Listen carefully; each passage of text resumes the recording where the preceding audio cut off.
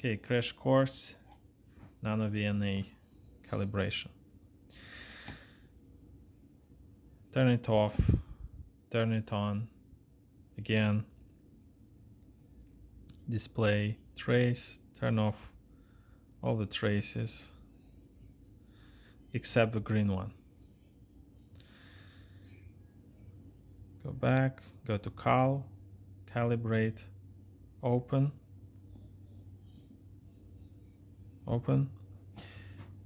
It will highlight open. Now connect it to the open port and click again. It will go kind of green, and you'll see it comes back in. Same thing.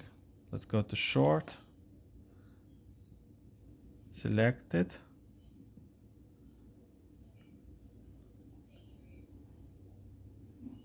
goes green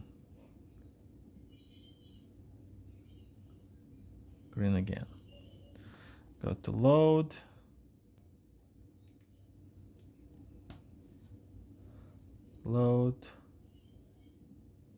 click again,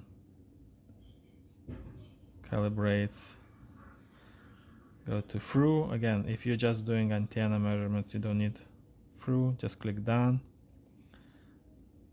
Save it to one of the ports, 01, saving it to 0, done. Okay, so you can see now we have it on load and it's in the middle of a Smith chart. So it works properly. I'll go back to open. The open, it's to the right side of a Smith chart. That's correct. And the short, it should be to the left to the Smith chart. So short is here.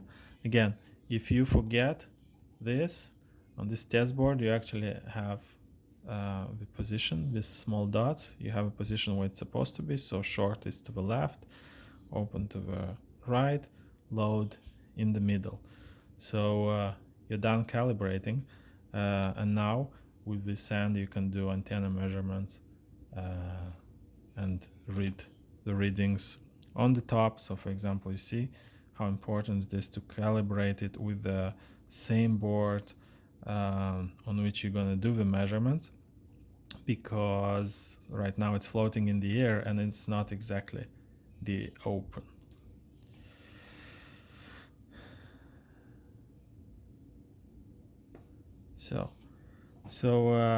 Again, this was calibrated for range from 100 megahertz to 900 megahertz. Every time you change the range, you have to recalibrate, and the calibration is basically not just calibration; it's basically your entire configuration. So for example, you can start fresh. And you'll see you can go back to calibration, backed, recall 0. Okay, so now I'm in the open. So this is how you recall previously done calibration.